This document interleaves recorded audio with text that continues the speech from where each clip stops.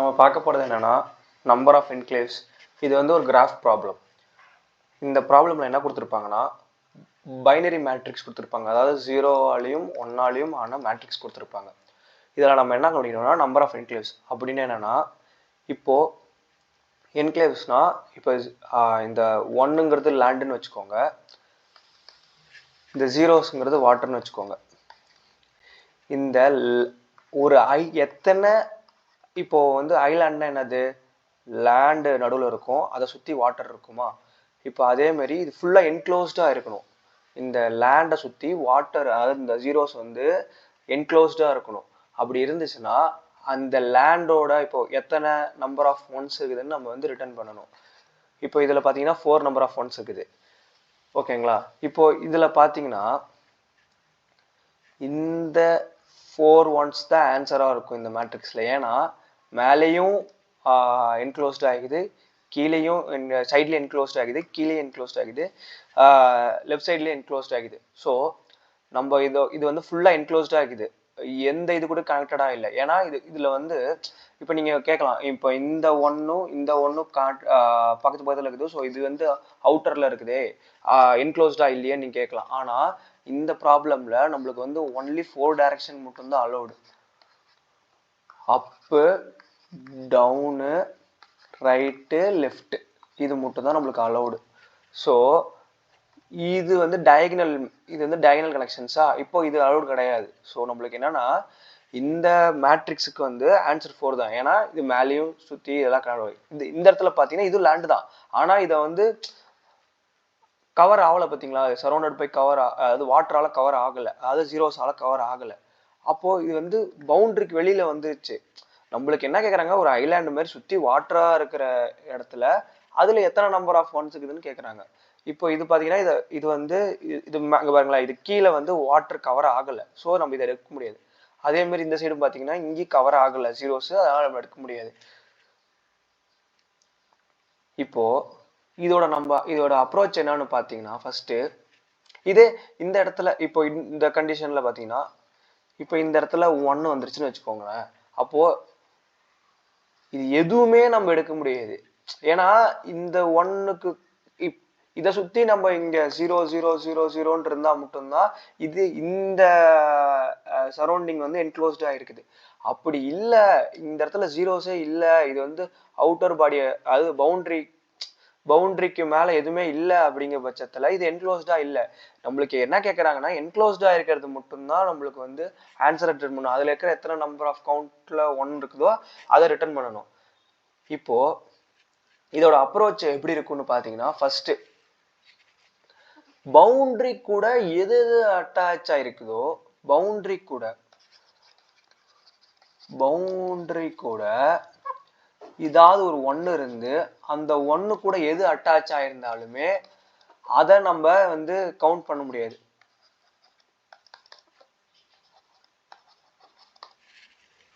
ஓகேங்களா. பவுண்டரியில் 1 இருந்து, அதாவது 4 சைடு பவுண்டரிலையும் ஏதாவது இடத்துல 1, இந்த இடத்துல 1, இது கூட ஏதாவது அட்டாச் ஆகி அதாவது ஒரு குரூப் ஆஃப் நம்பர் ஒன்ஸ் இருந்துச்சுன்னா அது வந்து என்க்ளோஸ்டு ஸ்ட்ரக்சர்னு சொல்ல முடியாது. ஸோ நம்ம அதை கவுண்ட் பண்ண முடியாது.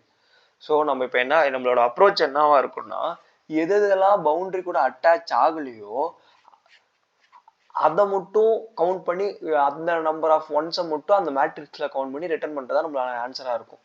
இப்போ இதோட அப்ரோச் எப்படி இருக்குன்னு பார்த்தீங்கன்னா,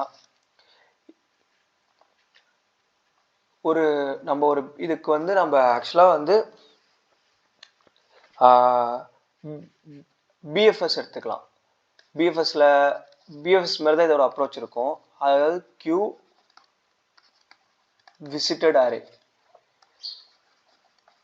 இந்த ஒரு டெக்னிக், ஒரு ஷார்ட்கட் சொல்லணும்னா, இப்போ நம்மளுக்கு ஒரு மேட்ரிக்ஸ்லேயே ஒரு கிராஃப் ப்ராப்ளம் கொடுக்குறாங்க அப்படின்னா, நம்ம அதோட விசிட்டட் அரேவை அந்த மேட்ரிக்ஸ் சைஸுக்கே எடுத்துக்கணும், n x mலேயே எடுத்துக்கணும்.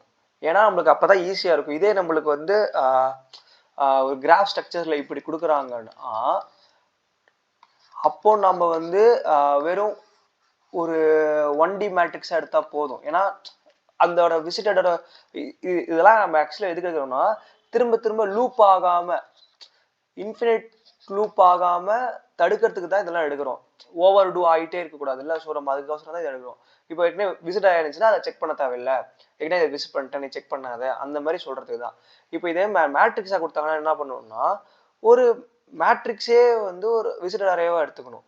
அதுல இருக்கிற இப்போ 0,1 0,2 0,3 அப்படிங்கிறதுனா,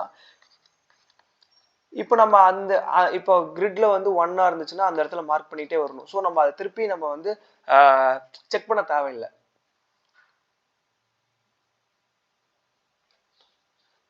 இப்போ ஃபர்ஸ்ட் அந்த மேட்ரிக்ஸை போட்டுக்கிறேன் இருங்க.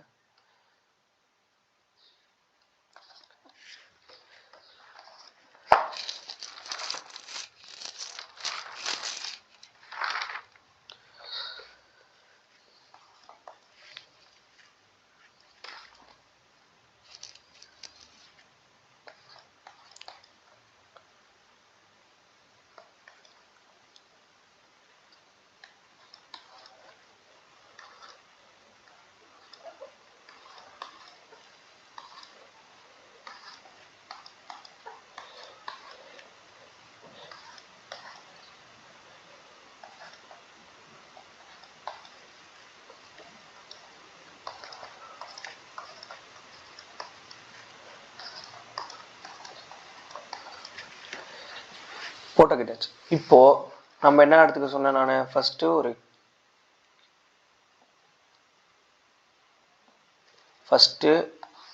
ஒரு கியூ. இந்த கியூல நம்ம என்னவா ஸ்டோர் பண்ண போறோம்னா ஐஎன்ஜேவா ஸ்டோர் பண்ண போறோம். அதாவது அப்போ கியூ எப்படி இன்ஸ்லைஸ் பண்ணணும்னா, இப்போ ஜாவா பீப்புளுக்கு கியூ எப்படி இன்ஸ்லைஸ் பண்ணணும், பேரா. இப்போ நம்ம இங்க இன்டிஜர்னு மேக்ஸிமம் கொடுத்துருப்போம், அங்க இடத்துல பேர்னு போட்டு நம்ம இப்படி இன்ஸ்லைஸ் பண்ணிக்க வேண்டியதான். இது வந்து லிங்க் லிஸ்ட் இம்ப்ளிமெண்ட் ஆகும். ஸோ நம்ம லிங்க் லிஸ்ட். ஸோ ஓகே, இப்போ இப்படிதான் நம்ம வந்து இன்சர்ட் பண்ண போறோம். இப்போ அதே மாதிரி அதே சைஸ்க்கு ஒரு விசிட்டட் அரே எடுத்துக்க போறோமா. எல்லாமே இனிஷியலா 0வா ஃபில் ஆகிது.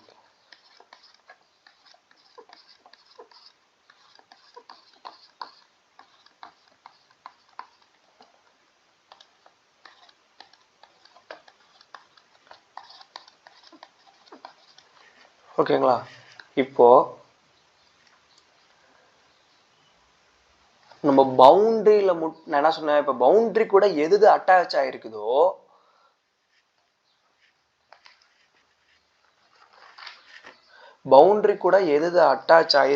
அது வந்து இதுல வர முடியாதா.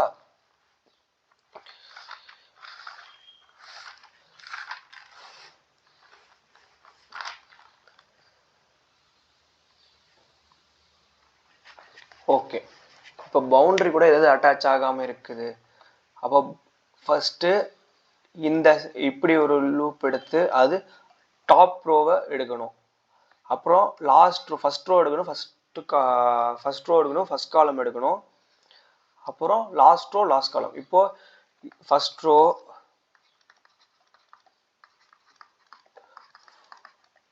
ஃபர்ஸ்ட் காலம்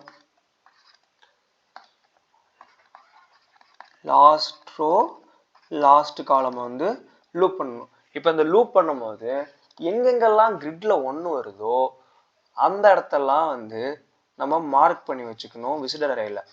விசிட்டர் அரே எப்போ மார்க் பண்ணணும்னா, இப்போ இந்த கிரிட்ல இப்போ 0,3ங்கிறது வந்து ஃபர்ஸ்ட்ல வந்துச்சுன்னா அந்த 0,3 வந்து கியூல புஷ் பண்ணிடணும். அதே மாதிரி 0,4, ஏன்னா அந்த இடத்துல பவுண்டரியில 1க்கு அந்த இதுல புஷ் பண்ணிடணும், கியூல புஷ் பண்ணிடணும். இப்போ இந்த சைடு பார்த்தீங்கன்னா 0,4 ஏற்கனவே போட்டேன். ஸோ 4,4. அடுத்தது 4,3. ஸோ வேற எங்கேயும் பவுண்டரிலாம் இல்லை. இப்போ அந்த நம்ம எங்கெங்க புஷ் பண்ணோமோ அந்த இடத்தெல்லாம் வந்து 0 விசிட்டர் அரேல போய் மார்க் பண்ணிடணும். மார்க் பண்ணதுக்கு அப்புறம்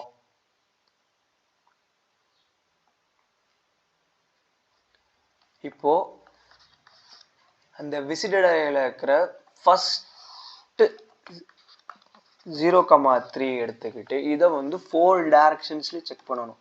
ஏன்னா இப்போ இங்க ஒரு 1 இருக்குதுன்னா இது கூட இந்த பவுண்டரியில எங்க 1 இருக்குதோ அது கூட எது கனெக்டரா இருந்தாலுமே அது நம்ம ஆன்சரா வர முடியாது. ஸோ அது கூட எது கனெக்ட் ஆகுதுன்னு பாக்குறதுக்கு நம்ம வந்து அதை நம்ம வந்து செக் பண்றோம். அப்போ இங்க வந்து நம்மளுக்கு வந்து 8 டைரக்ஷன்ல செக் பண்ணக்கூடாது, ஒன்லி 4 டைரக்ஷன் மட்டும் தான் செக் பண்ணணும். அந்த 4 டைரக்ஷன்ல பாத்தீங்கன்னா இப்போ 0,3க்கு வந்து இது எங்க இருக்குது 0,4 என்ன போட்டாச்சு. அப்புறம் கீழே பாத்தீங்கன்னா 1,3 அப்போ 1,3 புஷ் பண்ணிடணும். ஏன்னா 1,3 வந்து அது கூட டச் ஆகிக்கிற 1, ஸோ அதுக்கு புஷ் பண்ணிடணும். அடுத்தது மேல எதுவுமே கிடையாது, பவுண்டரி, அது 0,3க்கு மேல எதுவுமே கிடையாது. So boundary out of boundary, so அது எடுக்க தேவையில்லை. இப்போ வந்து இந்த சைடு பார்த்தீங்கன்னா 0,2 இடத்துல 0 தான் இருக்குது. ஸோ நம்ம அதை புஷ் பண்ண தேவையில்லை. இப்போ நம்ம இதை 4 செகண்ட் செக் பண்ணிட்டு இதை வந்து கியூல இருந்து ரிமூவ் பண்ணிடுறோம். ஓகேங்களா? இப்போ இதுக்கு வந்து என்னன்னா இருந்துச்சு, 1,3 மட்டும் தான் வந்து கியூல எக்ஸ்ட்ரா ஒன்னா இருந்துச்சு, அதை கியூல புஷ் பண்ணிடுச்சு. இந்த 1,3 வந்து நம்ம வந்து விசிட்டர் புஷ் பண்ண உடனே விசிட்டர் வேலையில 1ன்னு மாத்திக்கணும். இப்போ நெக்ஸ்ட் 0,4 0,4 கூட என்ன அட்டாச் ஆகிது, 4 பக்கமும் செக் பண்ணும்போது என்ன அட்டாச் ஆகிதுன்னு பார்க்கணும். அப்போ 0,1 கூட வந்து மேலேயும் எதுவும் இல்லை, ரைட்லேயும் எதுவும் இல்லை. லெஃப்ட்ல என்ன 0,3 வந்து ஆல்ரெடி விசிட்டடா இருக்குது. ஸோ நம்ம அதை அதை நம்ம எடுக்க தேவை கிடையாது. இப்போ கீழே வந்து 0 தான் இருக்குது. ஸோ எதுவுமே இல்லை, எந்த எலமெண்ட்டையும் கியூல புஷ் பண்ண தேவையில்லை.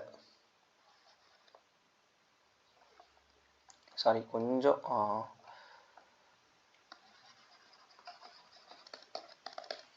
ஸோ எதுவுமே புஷ் பண்ண தேவையில்லை. அடுத்தது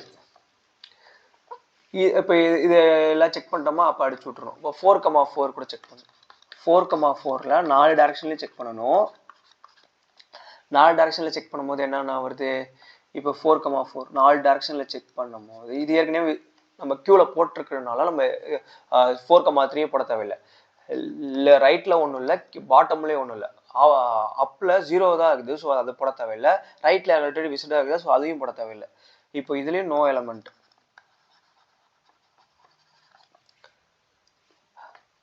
அடுத்தது அப்போ இதை நம்ம செக் பண்ணாச்சா, அப்போ அதை அடிச்சு விட்டுணும். 4,3 4,3ல எது அட்டாச் ஆகுதுன்னு பார்க்கணும். 4,3 இங்கே இருக்குது. ஸோ மேலே 0 தான், இல்லை லெஃப்டில் 0 தான், ரைட்டில் 1. ஆனால் அது ஏற்கனவே விசிலரியில் மார்க் ஆகிக்குது. ஸோ அதை ஏற்கனவே கியூல புஷ் பண்ணிக்கிறோம். ஸோ அதை நமக்கு தேவை கிடையாது. அப்போது பாட்டம்லேயும் எதுவும் கிடையாது. ஸோ அதுலேயும் எதுவும் கிடையாது. 4 டைரக்ஷன் செக் பண்ணும்போது அதுவுமே நோ எலமெண்ட் தான். அப்போ என்ன பண்ணணும், செக் பண்ணிட்டதுக்கு அப்புறம் உடனே அடிச்சு விட்டுருணும். இப்போ 1,3 1,3 எங்க இருக்குதுன்னு பாருங்க. 1,3 1,3 இருக்குது. லெஃப்ட்ல ஒரு 1 இருக்குது, அது அன்விசிட்டடா இருக்குது. ஸோ அந்த 1,2 கியூல புஷ் பண்ணிட்டு அதை வந்து விசிட்டராக மார்க் பண்ணிடுறோம். ரைட்ல மேலே என்ன விசிட்டடா இருக்குது, ரைட்ல 0 தான், பாட்டம்லேயும் 0 தான். ஸோ லெஃப்ட்ல மட்டும்தான் 1,2 இருக்கிற பொசிஷன் 1 இருக்குது. ஸோ அந்த 1 தூக்கி கியூல புஷ் பண்ணிட்டோம். அப்புறம் விசிட்டர் அலையில மார்க் பண்ணியாச்சு. ஸோ 1,2 மட்டும்தான் இருக்குது, அது விசிட்டர் அலையில மார்க் பண்ணியாச்சு.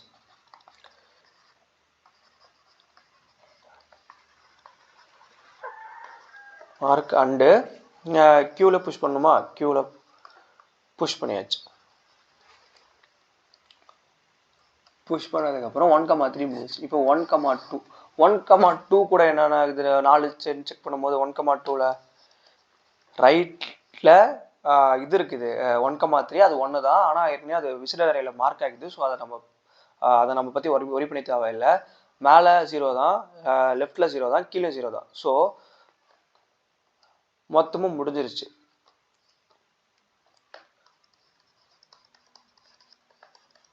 செக் பண்ணும்போது நோ எலமெண்ட் ஃபவுண்ட். இப்போ நம்ம Q வந்து இதையும் ரிமூவ் பண்ணிட்டோம்னா Q எம்டி ஆயிடுச்சு. Q எம்டி ஆனோன்னா இப்போ என்ன பண்ணணும்னா விசிட்டட் அரேல எதுலாம் மார்க் ஆகாம, இப்போ இங்க பாருங்களேன், விசிட்டட் அரேல மார்க் ஆகல இந்த போர்ஷன், ஆனா இதுல கிரிட்ல மார்க் ஆகிக்குது, 1ன்னு மார்க் ஆகிக்குது, விசிட்டட் அரேல மார்க் ஆகல. இப்போ இதுதான் நமக்கு தேடுற நம்பர் ஆஃப் என்க்ளோஸ். இதை நம்ம வந்து லூப் பண்ணி எத்தனை நம்பர் இருக்குதுன்னு கவுண்ட் கொடுத்தா வேலை முடிஞ்சிருச்சு. இப்போ இதை அடுத்தது இதை நம்ம வந்து 4 டைரக்ஷன் செக் பண்ணணும்னு சொன்னால, அப்போ அதை எப்படி செக் பண்ணலாம்னா, இப்போ மேலே பார்த்தீங்கன்னா ரோ -1 காலம் அப்படியே தான் வரும், சைடில் பார்த்தீங்கன்னா ரோ அப்படியே தான் வரும், காலம் +1. இதில் பார்த்தீங்கன்னா ரோ +1 காலம் அப்படியே தான் வரும், காலம் -1 ரோ அப்படியே தான் வரும். இப்போ இதில் அப் ரைட் டவுன் லெஃப்ட், இப்போ ரோ இப்போ டெல் ரோன்னு இதை வச்சுக்கோங்க பேர். அப்போ என்ன ஆகும்னா ஃபஸ்ட்டு ரோ வந்து ஃபஸ்ட்டு -1 இருக்குது, அடுத்தது ரைட்டில் 0 எந்த சேஞ்சுமே இல்லை, லெஃப்டில் சரி டவுனில் +1 மாறுது, லெஃப்டில் எந்த சேஞ்சுமே இல்லை. இதேமாரி டெல் காலம்னு எடுத்திங்கன்னா ஃபஸ்ட்டு அப்பில் எந்த சேஞ்சுமே இல்லை 0, அடுத்தது ரைட்டில் +1, டவுனில் எந்த சேஞ்சுமே இல்லை, லெஃப்டில் -1. இப்போ நம்ம 4 டைரக்ஷன் கொடுத்துருக்கனால அந்த அரேவை அப்படி டிக்ளேர் பண்ணிக்கோங்க. del row is equal to -1 0 +1 0, del column வந்து is equal to 0 +1 0 -1, இதெல்லாம் டிக்ளேர் பண்ணிட்டு இப்போ இதை நம்ம லூப் பண்ணோம் 0ல இருந்து 4 வரைக்கும் லூப் பண்ணும்போது இப்போ நியூ ரோ எப்படி கண்டுபிடிக்கலாம்னா del row +1 plus ஏற்கனவே இருக்கிற காலம், del காலம் plus ஏற்கனவே இருக்கிற காலம்,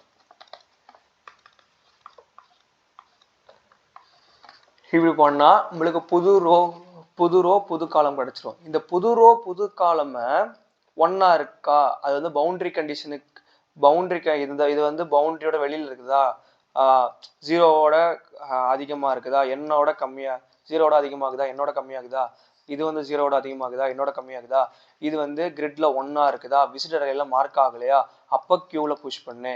அந்த மாதிரி நம்ம வந்து போட்டுக்கிட்டே இருந்தோம்னா கடைசியில் நம்மளுக்கு வந்து ஒரு விசிட்டர் அரே கிடைக்கும். அந்த விசிட்டர் அரேவும் கிரிட்டையும் கம்பேர், கிரிட்ல வந்து 1 இருந்து விசிட்டர் அரேல 0வா இருந்துச்சுன்னா அப்போ அதை கவுண்ட் பண்ணணும். கவுண்ட் பண்ணால் நம்மளுக்கு கவுண்ட் ரிட்டர்ன் பண்ணால் இதுதான் நம்பர் ஆஃப் கிளேவ்ஸ். இப்போ இதுக்கு வந்து கோடு பார்த்தீங்கன்னா